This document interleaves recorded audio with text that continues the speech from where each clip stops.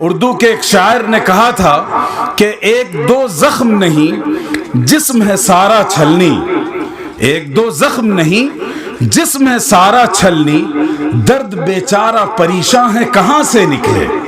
ये कैफियत है इस उम्मत की। लेकिन मैं इस बात पर यकीन और ईमान रखता हूं कि जिस दिल में अल्लाह पर ईमान हो, जिस दिल में अल्लाह की तकदीर पर यकीन हो, जो लोग ये यकीन रखते हैं कि हालात को बनाने और संवारने और बिगाड़ने का काम सिर्फ अल्लाह के हाथ में है।